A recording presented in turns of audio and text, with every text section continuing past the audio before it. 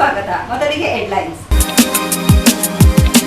ಕುಶಾಲನಗರ ತಾಲೂಕಿನ ಕೂಡಿಗೆ ಮೊರಾರ್ಜಿ ದೇಸಾಯಿ ವಸತಿ ಶಾಲೆಯಲ್ಲಿ ಶಿಕ್ಷಣ ಸಂಸ್ಥೆಗಳ ಸಂಘ ಬೆಂಗಳೂರು ಇವರ ವತಿಯಿಂದ ಶಾಲಾ ಶಿಕ್ಷಕರಿಗೆ ವೃತ್ತಿ ಯೋಜನೆ ಕಾರ್ಯಾಗಾರ ಹಮ್ಮಿಕೊಳ್ಳಲಾಗಿತ್ತು. ಕೆಆರ್ಪೇಟೆ ಪಟ್ಟಣದಲ್ಲಿ ಅತ್ಯಾಧುನಿಕವಾಗಿ ನಿರ್ಮಾಣ ಮಾಡಿರುವ ತಾಯಿ ಮಗು ಆಸ್ಪತ್ರೆಯನ್ನ ಅಗತ್ಯ ವೈದ್ಯರು ಹಾಗೂ ಸಿಬ್ಬಂದಿಗಳ ನೇಮಕ ಮಾಡಿದ ನಂತರ ಉದ್ಘಾಟನೆ ಮಾಡುವಂತೆ ಪ್ರಗತಿಪರ ಸಂಘಟನೆಗಳು ಒತ್ತಾಯಿಸಿದ್ದಾರೆ. ಕುಶಾಲನಗರ ಪಟ್ಟಣದಲ್ಲಿರುವ ಶ್ರೀ ಶಿರಡಿ ಸಾಯಿಬಾಬಾ ದೇವಾಲಯದಲ್ಲಿ ಗುರುಪೂರ್ಣಿಮೆ ಅಂಗವಾಗಿ ವಿಶೇಷ ಪೂಜೆ ಸಲ್ಲಿಸಲಾಯಿತು.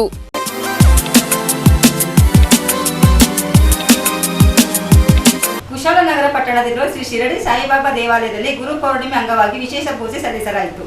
ಕುಶಾಲನಗರ ಪಟ್ಟಣದಲ್ಲಿರುವ ಶ್ರೀ ಶಿರಡಿ ಸಾಯಿಬಾಬಾ ದೇವಾಲಯದಲ್ಲಿ ಗುರುಪೂರ್ಣಿಮೆಯ ಅಂಗವಾಗಿ ಬೆಳಗಿನಿಂದ ಭಕ್ತಾದಿಗಳ ಸಮ್ಮುಖದಲ್ಲಿ ವಿಶೇಷ ಪೂಜಾ ಕಾರ್ಯಕ್ರಮಗಳನ್ನು ಹಮ್ಮಿಕೊಳ್ಳಲಾಗಿತ್ತು. ದೇವರಿಗೆ ವಿವಿಧ ಅಭಿಷೇಕಗಳನ್ನು ನೆರವೇರಿಸಿ ಸುಗಂಧ ಪುಷ್ಪಗಳಿಂದ ಸುಂದರ ರೀತಿಯಲ್ಲಿ ಅಲಂಕಾರವನ್ನ ಮಾಡಲಾಗಿತ್ತು. ಬೆಳಗ್ಗೆ 6 ಗಂಟೆಗೆ ಕಾಕಡ ಆರತಿ, ಬೆಳಗ್ಗೆ 6:30ಕ್ಕೆ ಗಣಪತಿ ಹೋಮ, ಬೆಳಗ್ಗೆ 7 ಗಂಟೆಗೆ ಪಂಚಾಮೃತ ಅಭಿಷೇಕಗಳನ್ನು ನೆರವೇರಿಸಿ 8 ಗಂಟೆಯಿಂದ 11 ಗಂಟೆಯವರೆಗೆ ಮೂಲ ವಿಗ್ರಹಕ್ಕೆ ಕ್ಷೀರಾಭಿಷೇಕ ನೆರವೇರಿಸಲಾಯಿತು.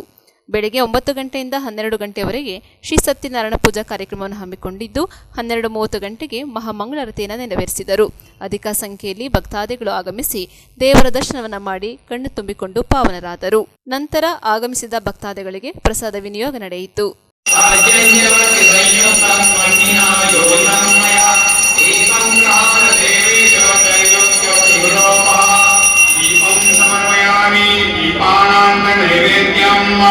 चतुष्कोणमण्डलं कृत्वा तदुपरि नैवेद्यपात्रं विधाय गायत्रीमन्त्रेण पात्राणि प्रोक्षयेत्. नैवेद्यं निवेदयामि. नाभ्यासेयन्तरिक्षपुंसे कृष्णोर्योः समवर्तत पदजाम्भोर्यदिशः श्रोत्रात् तथा लोकान् अकल्पयन् जेन मुद्रां प्रदर्शयेत्. ओम प्राणाय स्वाहा, ओम अपानाय स्वाहा, ओम ज्ञानाय स्वाहा, ओम उदानाय स्वाहा, ओम समानाय स्वाहा, ओम ब्रह्मणे नमः. मध्ये पानीयं समर्पयामि, पुनर्नैवेद्यं निवेदयामि. ओम प्राणाय स्वाहा, ओम अपानाय स्वाहा, ओम ज्ञानाय स्वाहा, ओम उदानाय स्वाहा, ओम समानाय स्वाहा, ओम ब्रह्मणे नमः.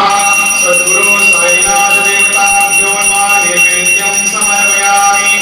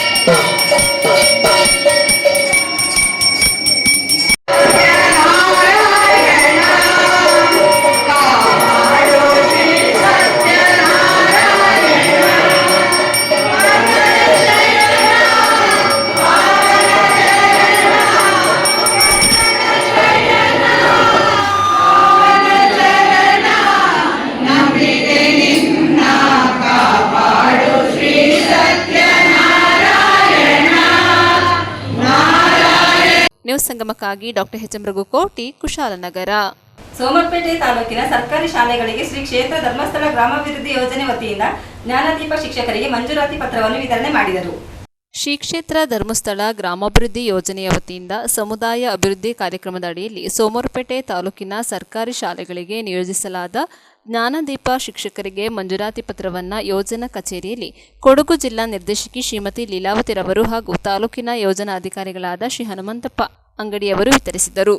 ಇದೇ ಸಂದರ್ಭ ಮಾತನಾಡಿದ ಜಿಲ್ಲಾ ನಿರ್ದೇಶಕಿ ಶ್ರೀಮತಿ ಲೀಲಾವತಿ ಅವರು ಕ್ಷೇತ್ರದಿಂದ ಸಮಾಜಮುಖಿ ಕಾರ್ಯಕ್ರಮಗಳನ್ನು ಆಯೋಜನೆ ಮಾಡಿದ್ದು, ಶಾಲೆಗಳಿಗೆ ಪೀಠೋಪಕರಣ ಒದಗಣೆ, ಜ್ಞಾನದೀಪ ಶಿಕ್ಷಕರ ನೇಮಕ ಮಾಡುವುದು, ಉನ್ನತ ಶಿಕ್ಷಣ ಮಾಡುತ್ತಿರುವ ವಿದ್ಯಾರ್ಥಿಗಳಿಗೆ ಸುಜ್ಞಾನ ನಿಧಿ ಶಿಷ್ಯವೇತನ ಪಾವತಿ ಮೂಲಕ ಬಡ ವಿದ್ಯಾರ್ಥಿಗಳಿಗೆ ಆರ್ಥಿಕವಾಗಿ ನೆರವಾಗಿದೆ ಹಾಗೂ ಕ್ಷೇತ್ರದ ಹಲವಾರು ಸಾಮಾಜಿಕ ಕಳಕಳಿಯ ಕಾರ್ಯಕ್ರಮಗಳ ಕೊಡುಗೆ ಬಗ್ಗೆ ಮಾಹಿತಿ ನೀಡಿದರು. ಕೊಡಗು ಜಿಲ್ಲೆಯ ಮಡಿಕೇರಿ ತಾಲೂಕಿನ 1 ಶಾಲೆಗೆ, ವಿರಾಜಪೇಟೆ ತಾಲೂಕಿನ 8 ಶಾಲೆಗಳಿಗೆ ಹಾಗೂ ಸೋಮವಾರಪೇಟೆ ತಾಲೂಕಿನ 6 ಶಾಲೆಗಳಿಗೆ ಒಟ್ಟು 15 ಶಾಲೆಗಳಿಗೆ ಜಿಲ್ಲಾ ವ್ಯಾಪ್ತಿಯಲ್ಲಿ ಜ್ಞಾನದೀಪ ಶಿಕ್ಷಕರ ನೇಮಕಾತಿಯಾಗಿದೆ ಎಂದು ತಿಳಿಸಿದರು.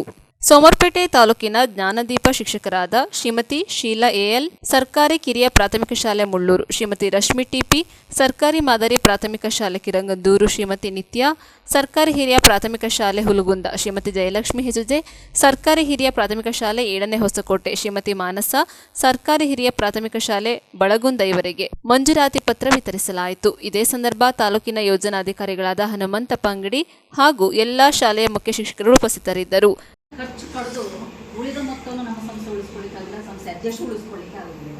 ಯಾಕಂದರೆ ಇದು ಚಾರಿಟೇಬಲ್ ಟ್ರಸ್ಟ್ ಆದ ಕಾರಣ ಇದರಲ್ಲಿ ಬಂದ ಲಾಭ ಏನಿದ್ರೂ ಸಮಾಜಕ್ಕೆ ಕೊಡಬೇಕು.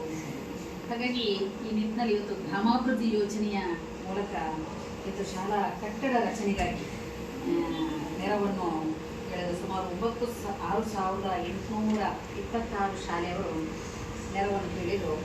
ಸುಮಾರು 10 ಕೋಟಿಯಷ್ಟು ಇಂಥ ಶಾಲೆಗಳಿಗೆ ಶಾಲಾ ಕಟ್ಟಡ ರಚನೆಗಾಗಿ ನೀಡಿದ್ದಾರೆ.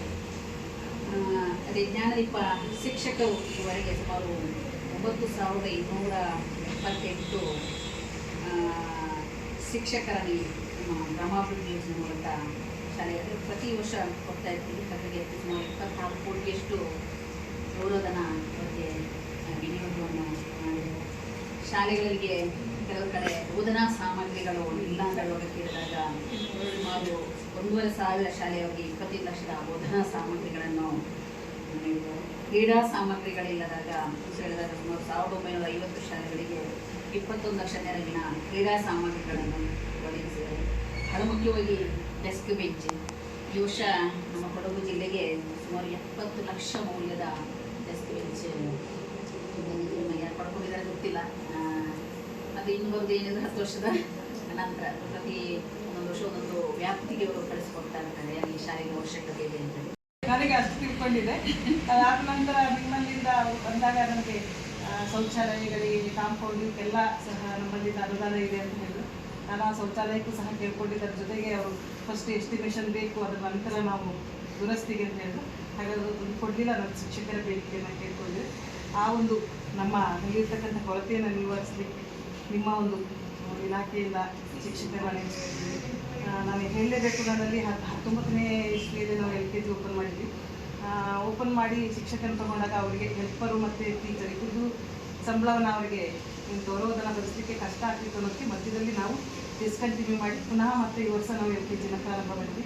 ಆ ಒಂದು ವಿದ್ಯಾರ್ಥಿಗಳ ಕಲಿಸಲಿಕ್ಕೆ ಈ ಒಂದು ನಿಮ್ಮ ಧರ್ಮಸ್ಥಳ ಗ್ರಾಮಾಭಿವೃದ್ಧಿ ಯೋಜನೆಯಿಂದ ನಮಗೆ ಶಿಕ್ಷಕರನ್ನು ನೇಮಿಸಿಕೊಂಡಿದ್ವಿ. ನಿಮ್ಮ ಒಂದು ಈ ಸಹಕಾರಕ್ಕೆ ನಮ್ಮ ಶಾಲೆ ಪರವಾಗಿ ಹಾಗೂ STMC ಪರವಾಗಿ ಅಭಿನಂದನೆಗಳನ್ನ ಸಲ್ಲಿಸ್ತೀನಿ. ಮಾತಾಡಲಿಕ್ಕೆ ನ್ಯೂಸ್ ಸಂಗಮಕ್ಕಾಗಿ ಡಾಕ್ಟರ್ HM ಮೃಗುಕೋಟಿ, ಕುಶಾಲನಗರ. ಕೆಆರ್ಪೇಟೆ ಪಟ್ಟಣದಲ್ಲಿ ಅತ್ಯಾಧುನಿಕವಾಗಿ ನಿರ್ಮಾಣ ಮಾಡಿರುವ ತಾಯಿ ಮಗು ಆಸ್ಪತ್ರೆಯನ್ನ ಅಗತ್ಯ ವೈದ್ಯರು ಹಾಗೂ ಸಿಬ್ಬಂದಿಗಳನ್ನು ನೇಮಕ ಮಾಡಿದ ನಂತರವೇ ಉದ್ಘಾಟನೆ ಮಾಡುವಂತೆ ಪ್ರಗತಿಪರ ಸಂಘಟನೆಗಳು ಒತ್ತಾಯಿಸಿದ್ದಾರೆ. ಕೆಆರ್ಪೇಟೆ ಪಟ್ಟಣದಲ್ಲಿ ಅತ್ಯಾಧುನಿಕವಾಗಿ 30 ಕೋಟಿ ರೂಪಾಯಿಗಳ ವೆಚ್ಚದಲ್ಲಿ ನಿರ್ಮಾಣ ಮಾಡಿರುವ ತಾಯಿ ಮಗು ಆಸ್ಪತ್ರೆಯನ್ನು ಅಗತ್ಯ ವೈದ್ಯರು ಹಾಗೂ ಸಿಬ್ಬಂದಿಗಳನ್ನು ನೇಮಕ ಮಾಡಿದ ನಂತರವೇ ಉದ್ಘಾಟನೆ ಮಾಡಬೇಕು ಎಂದು ತಾಲೂಕಿನ ಪ್ರಗತಿಪರ ಸಂಘಟನೆಗಳು ಹಾಗೂ ನಾಗರಿಕರು ರಾಜ್ಯ ಸರ್ಕಾರವನ್ನು ಒತ್ತಾಯಿಸಿದ್ದಾರೆ. ಈ ಹಿಂದೆ ಕ್ಷೇತ್ರದ ಶಾಸಕರಾಗಿದ್ದ ರಾಜ್ಯದ ಮಾಜಿ ಸಚಿವ ಡಾಕ್ಟರ್ ನಾರಾಯಣಗೌಡ ಅವರ ಹೋರಾಟದ ಫಲವಾಗಿ ಕೆಆರ್ಪೇಟೆ ಪಟ್ಟಣಕ್ಕೆ 30 ಕೋಟಿ ರೂಪಾಯಿ ವೆಚ್ಚದ ತಾಯಿ ಮಗು ಆಸ್ಪತ್ರೆಯನ್ನು ಮುಖ್ಯಮಂತ್ರಿಗಳಾಗಿದ್ದ ಯಡಿಯೂರಪ್ಪರವರು ಮಂಜೂರು ಮಾಡಿದ್ದು, ಆಸ್ಪತ್ರೆಯ ಕಟ್ಟಡ ಕಾಮಗಾರಿಯು ಈಗ ಸಂಪೂರ್ಣಗೊಂಡು ಉದ್ಘಾಟನೆಗೆ ಸಿದ್ಧವಾಗಿದೆ. ಅತ್ಯಾಧುನಿಕ ವೈದ್ಯಕೀಯ ಸೌಲಭ್ಯಗಳು, ಯಂತ್ರೋಪಕರಣಗಳು, ತಜ್ಞ ವೈದ್ಯರು ಹಾಗೂ ಆಸ್ಪತ್ರೆಯ ನಿರ್ವಹಣೆಗೆ ಬೇಕಾದ ಅಗತ್ಯ ವೈದ್ಯಕೀಯ ಸಿಬ್ಬಂದಿಗಳನ್ನು ನೇಮಕ ಮಾಡಿದ ನಂತರವೇ ತಾಯಿ ಮಗು ಆಸ್ಪತ್ರೆಯನ್ನು ತಾಲೂಕಿನ ಜನತೆಯ ಸೇವೆಗೆ ಸಮರ್ಪಣೆ ಮಾಡಬೇಕು. ಕೇವಲ ಕಾಟಾಚಾರಕ್ಕೆ ಆಸ್ಪತ್ರೆಯನ್ನು ಕೇವಲ ಪ್ರಚಾರಕ್ಕೆ ತರಾತುರಿಯಲ್ಲಿ ಉದ್ಘಾಟನೆ ಮಾಡುವುದನ್ನು ತಾಲೂಕಿನ ಜನರು ಸಹಿಸುವುದಿಲ್ಲ ಎಂದು ಕನ್ನಡ ಜನಪರ ಸಂಘಟನೆಗಳ ಕಾರ್ಯಕರ್ತರು ಎಚ್ಚರಿಕೆ ನೀಡಿದ್ದಾರೆ. ತಾಯಿ ಮಗು ಆಸ್ಪತ್ರೆಯ ನಿರ್ಮಾಣಕ್ಕೆ ಕಾರಣವಾಗಿರುವ ರಾಜ್ಯದ ಮಾಜಿ ಸಚಿವ ಡಾಕ್ಟರ್ ನಾರಾಯಣಗೌಡ ಅವರನ್ನು ಉದ್ಘಾಟನೆ ಸಮಾರಂಭಕ್ಕೆ ಅಧಿಕೃತವಾಗಿ ಆಹ್ವಾನ ನೀಡಿ ಗೌರವಯುತವಾಗಿ ನಡೆಸಿಕೊಳ್ಳಬೇಕು ಎಂದು ವೇಣು ಆಗ್ರಹಿಸಿದ್ದಾರೆ. ಕೃಷ್ಣರಾಜಪೇಟೆ ಪಟ್ಟಣದಲ್ಲಿ 30 ಕೋಟಿ ರೂಪಾಯಿಗಳ ವೆಚ್ಚದಲ್ಲಿ ಅತ್ಯಾಧುನಿಕವಾದ ಸುಸಜ್ಜಿತವಾದ ತಾಯಿ ಮಗು ಆಸ್ಪತ್ರೆಯ ಕಟ್ಟಡ ಉದ್ಘಾಟನೆಗೆ ಸಿದ್ಧವಾಗಿದೆ. ಏನು ನಮ್ಮ ಕೃಷ್ಣರಾಜಪೇಟೆ ಪಟ್ಟಣದಲ್ಲಿ ಆಸ್ಪತ್ರೆ ಸೇರಿದಾಗೆ ಶಿಕ್ಷಣ ಸಂಸ್ಥೆಗಳ ನಿರ್ಮಾಣಕ್ಕೆ ಸ್ಥಳದಾನವನ್ನು ಮಾಡಿದಂಥ ದುಂಡಶೆಟ್ಟಿ ಲಕ್ಷ್ಮಮ್ಮ ಅವರ ಹೆಸರಿನಲ್ಲಿ ತಾಯಿ ಮಗು ಆಸ್ಪತ್ರೆ ಉದ್ಘಾಟನೆಗೆ ಸಿದ್ಧವಾಗಿದೆ. ಈ ಹಿಂದೆ KR ಪೇಟೆ ವಿಧಾನಸಭಾ ಕ್ಷೇತ್ರದ ಶಾಸಕರಾಗಿದ್ದಂಥ ಹಾಗೂ ಯಡಿಯೂರಪ್ಪನವರ ಸಂಪುಟದಲ್ಲಿ ಬಸವರಾಜ ಬೊಮ್ಮಾಯಿ ಅವರ ಸಂಪುಟದಲ್ಲಿ ಕ್ಯಾಬಿನೆಟ್ ದರ್ಜೆ ಸಚಿವರಾಗಿದ್ದಂಥ ನಾರಾಯಣಗೌಡರ ಸತತವಾದ ಹೋರಾಟದ ಫಲವಾಗಿ ತಾಯಿ ಮಗು ಆಸ್ಪತ್ರೆ KR ಪೇಟೆ ಪಟ್ಟಣಕ್ಕೆ ಮಂಜೂರಾಗಿದೆ. ಈ ಆಸ್ಪತ್ರೆಗೆ ಅಗತ್ಯವಾಗಿ ಬೇಕಾಗಿರುವಂಥ ವೈದ್ಯರು ಮತ್ತು ಸಿಬ್ಬಂದಿಗಳು ಅತ್ಯಾಧುನಿಕವಾದಂಥ ಸಲಕರಣೆಗಳು ಎಲ್ಲವನ್ನೂ ಕೂಡ ಇಲ್ಲಿಗೆ ಒದಗಿಸಿದ ನಂತರ ಈ ಆಸ್ಪತ್ರೆಯನ್ನು ಉದ್ಘಾಟನೆ ಮಾಡಬೇಕು ಅಂತ ನಾನು ಕೃಷ್ಣರಾಜಪೇಟೆ ತಾಲೂಕಿನ ಎಲ್ಲ ಸಮಸ್ತ ಜನತೆ ಪರವಾಗಿ ವಿನಂತಿಯನ್ನು ಮಾಡ್ತಾ ಇದ್ದೇನೆ. ಏಕೆಂದರೆ ನಾರಾಯಣಗೌಡರ ದೂರದೃಷ್ಟಿ ಮತ್ತು ಸಚಿವರಾಗಿದ್ದಾಗ ಅವರು ಆ ಒಂದು ಅಧಿಕಾರವನ್ನು ಬಳಸ್ಕೊಂಡು ಕೃಷ್ಣರಾಜಪೇಟೆ ತಾಲೂಕಿನಲ್ಲಿ ಹಲವಾರು ಶಾಶ್ವತವಾದ ಅಭಿವೃದ್ಧಿ ಕೆಲಸಗಳನ್ನು ಮಾಡಿದ್ದಾರೆ. 15 ಕೋಟಿ ರೂಪಾಯಿ ವೆಚ್ಚದಲ್ಲಿ ಒಳಾಂಗಣ ಕ್ರೀಡಾಂಗಣ ನಗರದಲ್ಲಿ ಇರಬೇಕಾದಂಥ ಕ್ರೀಡಾಂಗಣ KR ಪೇಟೆ ಪಟ್ಟಣದಲ್ಲಿ ನಿರ್ಮಾಣ ಆಗಿದೆ. ಹಾಗೆ ಕರ್ನಾಟಕ ರಾಜ್ಯಕ್ಕೆ ಮಂಜೂರಾದಂಥ ಕೆಲವೇ ತಾಯಿ ಮಗು ಆಸ್ಪತ್ರೆಗಳ ಪೈಕಿ ಒಂದನ್ನು ನಮ್ಮ KR ಪೇಟೆಗೆ ತಂದು ನಮ್ಮ ತಾಲೂಕಿನ ತಾಯಂದಿರು ಮತ್ತು ಮಕ್ಕಳ ಆರೋಗ್ಯ ಸಂವರ್ಧನೆಗೆ ಕಾಳಜಿಯನ್ನು ವಹಿಸಿ ಇಲ್ಲಿ ತಾಯಿ ಮಗು ಆಸ್ಪತ್ರೆಯ ಕಟ್ಟಡ ಬರೋದಕ್ಕೆ ಕಾರಣರಾದಂಥ ನಾರಾಯಣಗೌಡರಿಗೆ ನಾನು ಮತ್ತೊಮ್ಮೆ ಧನ್ಯವಾದವನ್ನು ಹೇಳ್ತೇನೆ. ಜಿಲ್ಲಾಡಳಿತ ಮತ್ತು ಆರೋಗ್ಯ ಇಲಾಖೆ ಏನು ನಮ್ಮ ಕೃಷ್ಣರಾಜಪೇಟೆ ಪಟ್ಟಣದಲ್ಲಿ ಒಂದು ಸುಜ್ಜಿತವಾದ ಒಂದು ತಾಯಿ ಮಕ್ಕಳ ಆಸ್ಪತ್ರೆ ಇವತ್ತು ರೆಡಿಯಾಗಿದೆ. ಸಾರ್ವಜನಿಕರ ಸೇವೆಗೆ ಸಜ್ಜಾಗಿ ಇನ್ನೇನೋ ಕೆಲವೇ ದಿನಗಳಲ್ಲಿ ಉದ್ಘಾಟನೆಗೊಳ್ಳೋಕ್ಕೆ ದಿನಾಂಕ ನಿಗದಿಯಾಗಬೇಕು. ಆದರೆ ನಮ್ಮ ತಾಲೂಕಿನ ಸಾರ್ವಜನಿಕರ ಪರವಾಗಿ ನಾವು ಕರ್ನಾಟಕ ರಕ್ಷಣಾ ವೇದಿಕೆ ವತಿಯಿಂದ ಒತ್ತಾಯ ಮಾಡೋದೇನೆಂದರೆ, ಇವತ್ತು ಸರ್ಕಾರ ಬಹಳ ಕೋಟಿಗಟ್ಟಲೆ ಅನುದಾನ ಕೊಟ್ಟಿದೆ. ಆದರೆ ಆ ಸುಜ್ಜಿತವಾಗಿ ಇವತ್ತು ಇಲ್ಲಿಗೆ ಬೇಕಾಗಿರುವಂಥ ಮೂಲಸೌಕರ್ಯ ಏನು ಡಾಕ್ಟರು, ಸಿಬ್ಬಂದಿಗಳು ಮತ್ತು ಪೀಠೋಪಗಳು ಏನು ಇವತ್ತು ವ್ಯವಸ್ಥಿತವಾಗಿ ಒಂದು ತಾಯಿ ಮತ್ತು ಗರ್ಭಿಣಿ ಆರೋಗ್ಯವಂತ ಗರ್ಭಿಣಿ ಬಂದ ಇಲ್ಲಿ ಸುಜ್ಜಿತವಾಗಿ ಹೆರಿಗೆಯಾಗಿ ಮನೆಗೆ ಕಳಿಸ್ಕೊಡುವಂಥ ಎಲ್ಲ ಸೌಲಭ್ಯಗಳನ್ನ ಒಳಗೊಂಡಂತೆ ಸರ್ಕಾರ ಮತ್ತು ಜಿಲ್ಲಾಡಳಿತ ಇದಕ್ಕೆ ಮೂಲ ಸೌಕರ್ಯಗಳನ್ನ ಸಂಪೂರ್ಣವಾಗಿ ಕಲ್ಪಿಸಿಕೊಟ್ಟ ಮೇಲೆ ಉದ್ಘಾಟನೆ ಮಾಡಿದ್ರೆ ಅದು ಜನಗಳ ಸೇವೆಗೆ ಉಪಯೋಗಕ್ಕೆ ಬರ್ತದೆ ಅಂತ ನಾನು ಈ ಸಂದರ್ಭದಲ್ಲಿ ಹೇಳ್ತೀನಿ. ಜೊತೆಗೆ ಏನು ಸರ್ಕಾರ ಇವತ್ತು ಜಿಲ್ಲಾಡಳಿತ ಏನು ನಮ್ಮ ತಾಲೂಕಿನ ಆರೋಗ್ಯ ವ್ಯವಸ್ಥೆಯಲ್ಲಿ ಕೆಲವು ಸೌಕರ್ಯಗಳನ್ನ ಇವತ್ತು ಕುಂಠಿತ ಮಾಡ್ತದೆ. ಇವತ್ತು ಇಲ್ಲಿ ಸಾರ್ವಜನಿಕರ ಆಸ್ಪತ್ರೆ ಇದೆ, ಬರುವಂಥ ಪೇಷಂಟ್ಗಳಿಗೆ ಸರಿಯಾದ ಮಾತ್ರೆಗಳು ಮೆಡಿಷನ್ಗಳು ಸರಿಯಾದ ಸಮಯಕ್ಕೆ ಡಾಕ್ಟರ್ಗಳು ಸಿಗ್ತಾ ಇಲ್ಲ. ಇದು ಸಾರ್ವಜನಿಕ ವಲಯದಲ್ಲಿ ಒಂದು ಹರಿದಾಡ್ತಿರುವಂಥ ವಿಚಾರ. ಹಾಗಾಗಿ ಅದೇ ಬೆಳವಣಿಗೆ ಈ ಹೊಸ ಕಟ್ಟಡಕ್ಕೆ ಆಗೋದು ಬೇಡ. ಒಳ್ಳೆ ನುರಿತವಾದ ಡಾಕ್ಟರ್ಗಳು, ನುರಿತವಾದ ಏನು ಸಿಬ್ಬಂದಿ ವರ್ಗವನ್ನು ಜಿಲ್ಲಾಡಳಿತ, ರಾಜ್ಯ ಸರ್ಕಾರ ಮತ್ತು ತಾಲೂಕು ಆಡಳಿತ ಎಲ್ಲ ಕೂಡ್ಗಂಟಂಗೆ ಅದೆಲ್ಲ ವ್ಯವಸ್ಥಿತವಾಗಿ ಕೂಡ್ಕೊಂಡು ಉದ್ಘಾಟನೆ ಮಾಡಲಿ ಅಂತೇಳಿ ನಾವು ಸರ್ಕಾರವನ್ನು ಮತ್ತು ಜಿಲ್ಲಾಡಳಿತ ಒತ್ತಾಯ ಮಾಡ್ತೀವಿ. ತಮ್ಮ ಹೆಸರು? ವೇಣು, ಕರ್ನಾಟಕ ರಕ್ಷಣಾ ವೇದಿಕೆ ಜಿಲ್ಲಾಧ್ಯಕ್ಷರು, ಮಂಡ್ಯ.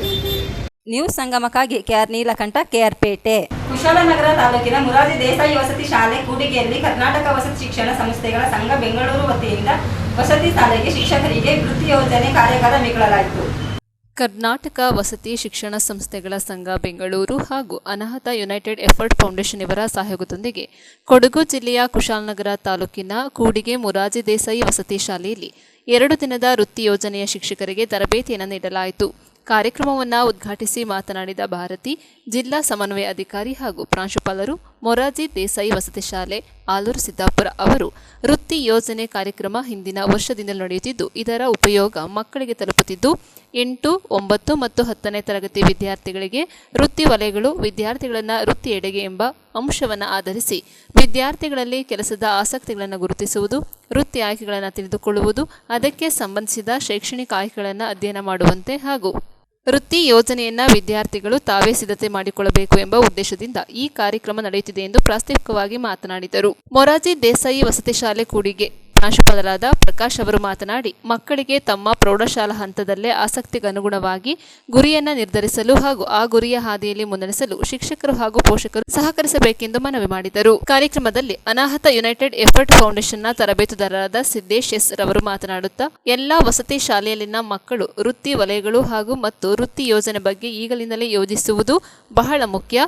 2030 ವರ್ಷಕ್ಕೆ 2 ಕೋಟಿ ವಿದ್ಯಾರ್ಥಿಗಳಿಗೆ ಈ ಮಾಹಿತಿ ತಲುಪಬೇಕೆಂಬ ಸಂಸ್ಥೆಯ ಉದ್ದೇಶವಾಗಿರುತ್ತದೆ ಎಂದು ತಿಳಿಸಿದರು. ಇದೇ ಸಂದರ್ಭದಲ್ಲಿ ಅನಾಹತ ಯುನೈಟೆಡ್ ಸಂಸ್ಥೆಯ ತರಬೇತುದಾರರಾದ ರಾಘವೇಂದ್ರ ವಿಎಸ್, ಕೂಡಿಗೆ ಶಾಲೆಯ ಶಿಕ್ಷಕರಾದ ಅಮೃತ ಕೆವಿ, ದಿನೇಶ್ ಆಚಾರ್, ಅಮೃತ ಕೆವಿ ಹಾಗೂ ಕೊಡಗು ಜಿಲ್ಲೆಯ 7 ವಸತಿ ಶಾಲೆಗಳಿಂದ 14 ಶಿಕ್ಷಕರುಗಳು ಪಾಲ್ಗೊಂಡಿದ್ದರು. ತಾಳವ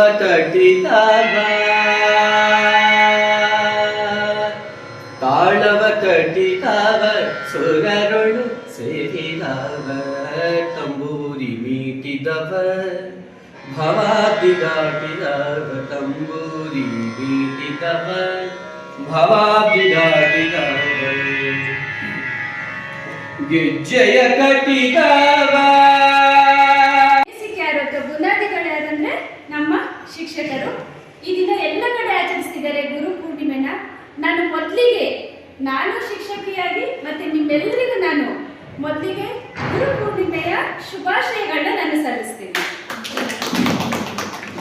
ಈ ದಿನ ನಾವೆಲ್ಲ ಸೇರ್ಕೊಂಡಿದ್ದೀವಿ ಅಂದ್ರೆ ನಿಜವಾಗ್ಲೂ ಖುಷಿ ಅಲ್ವಾ? ಅಟ್ಲೀಸ್ಟ್ ನಾವು ಒಂದು ಗ್ರೂಪ್ ನಾವು ಫೇಸ್ ನೋಡಲ್ಲ.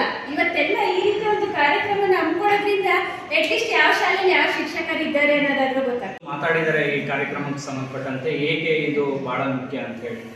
ಸೊ ನಮ್ಮೆಲ್ಲರ ವೃತ್ತಿ ಜೀವನ ಹೇಗೆ ಸಾಗ್ ಬಂತು ಅನ್ನೋಂಥದ್ದನ್ನು ನಾವು ನೋಡ್ತಾ ಹೋದ್ರೆ, ಅಥವಾ ವೃತ್ತಿ ಆಯ್ಕೆಗಳು ಹೇಗೆ ಸಾಗ್ ಬಂತು ಅಂತ ನಾವು ನೋಡ್ತಾ ಹೋದ್ರೆ, ಬಹುತೇಕ ಅದು ಒಂದು ಅನಿವಾರ್ಯ ಆಗಿರ್ಬೋದು ಅಥವಾ ಅವಶ್ಯಕತೆ ಆಗಿರ್ಬೋದು. ಆ ಹಿನ್ನೆಲೆಯಲ್ಲಿ ನಮ್ಮ ವೃತ್ತಿ ಜೀವನ ಸಾಗ್ ಬಂದಿದೆ. ಜೊತೆಗೆ ನಮಗೆ ಈ ಒಂದೇ ಕೋರ್ಸನ್ನು ಮಾಡಲೇಬೇಕು, ಆ ಕಾರಣಕ್ಕೋಸ್ಕರನೇ ನಾನು ನ್ಯೂಸ್ ಸಂಗಮಕ್ಕಾಗಿ ವಂಶಿಹನಿ, ಕುಶಾಲನಗರ. ಕೆಆರ್ಪೇಟೆ ಪಟ್ಟಣದ ಬಿಜಿಎಸ್ ಸಮೂಹ ಶಿಕ್ಷಣ ಸಂಸ್ಥೆ ಆವರಣದಲ್ಲಿ ಗುರು ಪೂರ್ಣಿಮೆ ಅಂಗವಾಗಿ ಹಿರಿಯರನ್ನು ಗೌರವಿಸಿ ಸನ್ಮಾನಿಸಲಾಯಿತು. ಗುರುಪೂರ್ಣಿಮೆಯ ಅಂಗವಾಗಿ ಕೆಆರ್ಪೇಟೆ ಪಟ್ಟಣದ ಬಿಜಿಎಸ್ ಸಮೂಹ ಶಿಕ್ಷಣ ಸಂಸ್ಥೆ ಆವರಣದಲ್ಲಿ ಯುಗಯೋಗಿ, ಪದ್ಮಭೂಷಣ, ತ್ರಿವಿಧ ದಾಸೋಹಿ, ಭೈರವೈಕ್ಯ ಡಾಕ್ಟರ್ ಬಾಲಗಂಗಾಧರನಾಥ ಮಹಾಸ್ವಾಮೀಜಿಯವರ ಪುತ್ಥಳಿಕೆ ಅಭಿಷೇಕ, ಪುಷ್ಪಾಭಿಷೇಕ ಹಾಗೂ ಪೂಜೆ ಪುರಸ್ಕಾರಗಳು ಶ್ರದ್ಧಾಭಕ್ತಿಯಿಂದ ನಡೆದವು. ಆದಿಚುಂಚನಗಿರಿ ಮಹಾಸಂಸ್ಥಾನ ಮಠದ ಹೇಮಗಿರಿ ಶಾಖೆಯ ಗೌರವ ಕಾರ್ಯದರ್ಶಿಗಳಾದ ಡಾಕ್ಟರ್ ಜೈನ್ ರಾಮಕೃಷ್ಣಗೌಡ ಅವರು ಭೈರವೈಕ್ಯ ಡಾಕ್ಟರ್ ಬಾಲಗಂಗಾಧರನಾಥ ಮಹಾಸ್ವಾಮೀಜಿಯವರ ಪುತ್ಥಳಿಕೆ ಅಭಿಷೇಕ ಮಾಡಿ ವಿಶೇಷ ಪೂಜೆ ಸಲ್ಲಿಸಿ ಗುರುಗಳ ಗುಣಗಾನ ಮಾಡಿ ಕಾರ್ಯಕ್ರಮಕ್ಕೆ ಆಗಮಿಸಿದ್ದ ಎಲ್ಲ ಹಿರಿಯರನ್ನ ಸನ್ಮಾನಿಸಿ ಗೌರವಿಸಿದರು. ಟಿಎಪಿಸಿಎಂಎಸ್ ಅಧ್ಯಕ್ಷ ಬಿಎಲ್ ದೇವರಾಜು, ಪಿಎಲ್ಡಿ ಬ್ಯಾಂಕ್ ಮಾಜಿ ಅಧ್ಯಕ್ಷರಾದ ನಾಯಕನಹಳ್ಳಿ ಬಿ ನಂಜಪ್ಪ, ಸಮಾಜ ಸೇವಕರಾದ ಬ್ಯಾಲದಕೆರೆ ಪಾಪೇಗೌಡ, ವಕೀಲರಾದ ಶಿರನರೆ ಎಸ್ಎಸ್ಸಿ ವಿಜಯಕುಮಾರ್, ಸಮಾಜ ಸೇವಕ ಹಾಗೂ ರಾಜ್ಯ ಆರ್ಟಿಒ ಅಧಿಕಾರಿಗಳ ಸಂಘದ ಅಧ್ಯಕ್ಷರಾದ ಮಲ್ಲಿಕಾರ್ಜುನ್, ವಕೀಲ ಚಟ್ಟಂಗೇರೆ ಬಿ ನಾಗೇಶ್, ತಾಲೂಕು ಕನ್ನಡ ಸಾಹಿತ್ಯ ಪರಿಷತ್ ಮಾಜಿ ಅಧ್ಯಕ್ಷರಾದ ಹರಿಚರಣ್ ತಿಲಕ್, ಕೆಆರ್ ನೀಲಕಂಠ, ಪತ್ರಕರ್ತರಾದ ವಿ ಲೋಕೇಶ್, ರಾಜು, ಕಾಡುಮೆಣಸ ಚಂದ್ರು, ಸೈಯದ್ ಖಲೀಲ್, ಶಾರಹಳ್ಳಿ ಗೋವಿಂದರಾಜು, ತಾಲೂಕು ಕೃಷಿಕ ಸಮಾಜದ ಅಧ್ಯಕ್ಷರಾದ ನಾಟಕಹಳ್ಳಿ ಗಂಗಾಧರ್, ಹೊಸಹೊಳಲು ಶ್ರೀನಿವಾಸ್ ಮೂರ್ತಿ ಸೇರಿದಂತೆ ಬಿಜೆ ಶಿಕ್ಷಣ ಸಂಸ್ಥೆಯ ಪ್ರಾಂಶುಪಾಲ ಪ್ರಸಾದೇಗೌಡ, ಮುಖ್ಯ ಶಿಕ್ಷಕರಾದ ರಾಮಚಂದ್ರ, ಜಾನಪದ ಕಲಾವಿದ ದೊಡ್ಡಕ್ಯಾತನಹಳ್ಳಿ ಶಂಕರ್, ರೈತ ಮುಖಂಡ ಮರುವನಹಳ್ಳಿ ಶಂಕರ್ ಸೇರಿದಂತೆ ನೂರಾರು ಜನರು ಹಾಗೂ ವಿದ್ಯಾರ್ಥಿಗಳು ಗುರುಪೂರ್ಣಿಮೆ ಕಾರ್ಯಕ್ರಮದಲ್ಲಿ ಭಾಗವಹಿಸಿ ಸದ್ಗುರುವಿನ ಕೃಪೆಗೆ ಪಾತ್ರರಾದರು.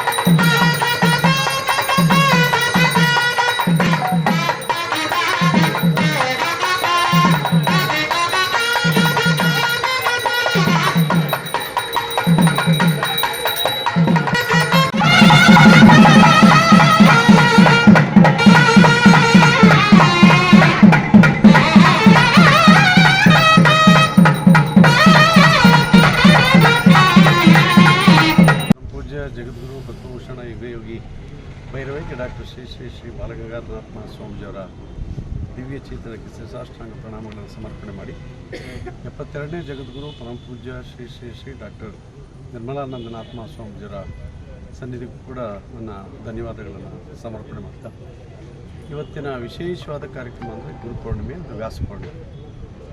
ಗುರುಗಳಿಗೆ ವಿಶೇಷವಾದಂಥ ಭಕ್ತಿಯನ್ನು, ಶ್ರದ್ಧೆಯನ್ನು, ಪೂಜೆಯನ್ನು, ನಿಷ್ಠೆಯನ್ನು, ನಿಯಮಗಳನ್ನು ತೋರಿಸುವಂಥ ವರ್ಷದ ಏಕೈಕ ದಿನ ಅಂದರೆ ಅದು ವ್ಯಾಸಪೂರ್ಣಿಮೆ. ಅದು ಹೆಚ್ಚು ಗುರುಗಳಿಗೆ, ಸಾಧಕರಿಗೆ ನಿಗದಿಯಾದಂಥ ಮೀಸಲಾದಂಥ ಒಂದು ದಿನ. ಇದನ್ನು ಬಹಳ ದಿನಗಳ ಹಿಂದಿನಿಂದನೂ ಕೂಡ ಈ ಸಂಪ್ರದಾಯಗಳನ್ನು ನಡೆಸ್ಕೊಂಡ್ಬಂದಿದ್ದಾರೆ. ಅದರಲ್ಲೂ ನಮ್ಮ ಗುರುಗಳು ಇದ್ದ ಅವಧಿಯಲ್ಲಿ ಗುರುಪೂರ್ಣಿಮೆ ಅಂದರೆ ಬಹುಶಃ 1,000 ಜನ ಸಾಧುಗಳನ್ನು ಕರೀತಾಯಿದ್ರು. ಅವ್ರಿಗೆಲ್ಲ ವಿಶೇಷವಾದ ಪೂಜೆ ಮಾಡ್ತಿದ್ರು.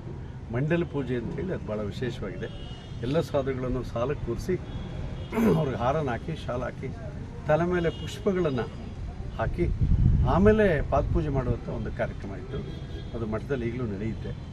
ಆದರೆ ನಮ್ಮ ಈ ಬ್ರ್ಯಾಂಚಲ್ಲಿ ಏನಾಯಿತು, ಪ್ರತಿ ವರ್ಷ ಈ ಹೇಮಗಿರಿ ಶಾಖಾ ಮಠದ ವತಿಯಿಂದ ಪ್ರತಿ ನಮ್ಮ ಶಾಲೆಯಲ್ಲೂ ಕೂಡ ಸ್ವಾಮೀಜಿಯವರ ಒಂದು ಪುತ್ಥಳಿಯನ್ನು ನಾವು ನಿರ್ಮಾಣ ಮಾಡಿದ್ವಿ. ಹಾಗಾಗಿ ವರ್ಷಕ್ಕೆ ಒಂದ್ಸರಿನಾದರೂ ಗುರುಗಳ ಪುತ್ಥಳಿಗೆ ವಿಶೇಷವಾದಂಥ ಅಭಿಷೇಕ, ಪೂಜೆ ಇತ್ಯಾದಿಗಳು ಮಾಡೋದ್ರ ಮುಖಾಂತರ ಗುರುಗಳ ಸ್ಮರಣೆಯನ್ನು ಮಾಡುವಂಥ ಈ ಒಂದು ಪುಣ್ಯ ದಿನವನ್ನಾಗಿ ನಾವು ಆಯ್ಕೆ ಮಾಡ್ಕೊಂಡಿದ್ವಿ. ಹಾಗಾಗಿ ಬಹುಶಃ ಎಲ್ಲ ಭಕ್ತರ, ಆಸ್ತಿಕ ಮಹಾಶಯರ ಮತ್ತು ಅಭಿಮಾನಿಗಳ ಮುಖಾಂತರ ಈ ಕಾರ್ಯಕ್ರಮ ನಡೀತಾ ಇದೆ.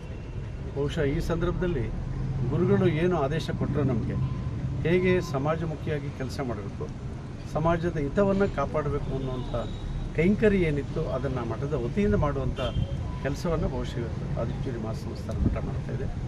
ಆದಿಚುಂಚೇರಿ ಕ್ಷೇತ್ರದಲ್ಲೂ ಕೂಡ ಇವತ್ತು ಈ ಬೆಳಿಗ್ಗೆಯಿಂದಲೇ ಶುರುವಾಗಿದೆ. ಸಂಜೆವರೆಗೂ ಅಲ್ಲಿ ಕಾರ್ಯಕ್ರಮ ಇರ್ತದೆ. ಆದರೆ ನಮ್ಮ ಬ್ರಾಂಚ್ಗಳಲ್ಲಿ ಬೆಳಗ್ಗೆ ಮಕ್ಕಳುಗಳಿಗೆ ಇದೊಂದು ವಿಶೇಷವಾದ ಪೂಜೆಯನ್ನು ಮಾಡಿ ಎಲ್ಲ ಭಕ್ತರನ್ನು ಕರೆದು ಈ ವ್ಯಾಸಪೂರ್ಣಿಮೆಯ ಬಗ್ಗೆ ಮತ್ತು ಗುರುಗಳ ಆರಾಧನೆ ಬಗ್ಗೆ ಒಂದಷ್ಟು ಮಾಹಿತಿ ಕೊಡುವಂಥ ಒಂದು ವಿಶಿಷ್ಟ ಯೋಜನೆಗಳ ಮುಖಾಂತರ ಇವತ್ತಿನ ಈ ವ್ಯಾಸಪೂರ್ಣಿಮೆಯನ್ನು ಅರ್ಥಪೂರ್ಣವಾಗಿ ನಡೆಸುವಂಥ ಒಂದು ಕಾರ್ಯಕ್ರಮವನ್ನು ಹಾಕ್ಕೊಂಡಿದ್ದೀವಿ. ಬಹುಶಃ ಎಲ್ಲ ಆಸ್ತಿಕ ಮಹಾಶಯರು ಇದಕ್ಕೆ ಸಂಪೂರ್ಣವಾದ ನೆರವನ್ನು ಕೊಟ್ಟಿದ್ದಾರೆ. ನ್ಯೂಸ್ ಸಂಗಮಕ್ಕಾಗಿ doctor KR Neelakantha, KR Pete. ಕೊನೆಯಲ್ಲಿ ಮತ್ತೊಮ್ಮೆ ಹೆಡ್ಲೈನ್ಸ್. ಕುಶಾಲನಗರ ತಾಲೂಕಿನ ಕೂಡಿಗೆ ಮೊರಾರ್ಜಿ ದೇಸಾಯಿ ವಸತಿ ಶಾಲೆಯಲ್ಲಿ ಶಿಕ್ಷಣ ಸಂಸ್ಥೆಗಳ ಸಂಘ ಬೆಂಗಳೂರು ಇವರ ವತಿಯಿಂದ ಶಾಲಾ ಶಿಕ್ಷಕರಿಗೆ ವೃತ್ತಿ ಯೋಜನೆ ಕಾರ್ಯಾಗಾರ ಹಮ್ಮಿಕೊಳ್ಳಲಾಗಿತ್ತು. ಕೆಆರ್ಪೇಟೆ ಪಟ್ಟಣದಲ್ಲಿ ಅತ್ಯಾಧುನಿಕವಾಗಿ ನಿರ್ಮಾಣ ಮಾಡಿರುವ ತಾಯಿ ಮಗು ಆಸ್ಪತ್ರೆಯನ್ನ ಅಗತ್ಯ ವೈದ್ಯರು ಹಾಗೂ ಸಿಬ್ಬಂದಿಗಳ ನೇಮಕ ಮಾಡಿದ ನಂತರ ಉದ್ಘಾಟನೆ ಮಾಡುವಂತೆ ಪ್ರಗತಿಪರ ಸಂಘಟನೆಗಳು ಒತ್ತಾಯಿಸಿದ್ದಾರೆ. ಕುಶಾಲನಗರ ಪಟ್ಟಣದಲ್ಲಿರುವ ಶ್ರೀ ಶಿರಡಿ ಸಾಯಿಬಾಬಾ ದೇವಾಲಯದಲ್ಲಿ ಗುರುಪೂರ್ಣಿಮೆ ಅಂಗವಾಗಿ ವಿಶೇಷ ಪೂಜೆ ಸಲ್ಲಿಸಲಾಯಿತು.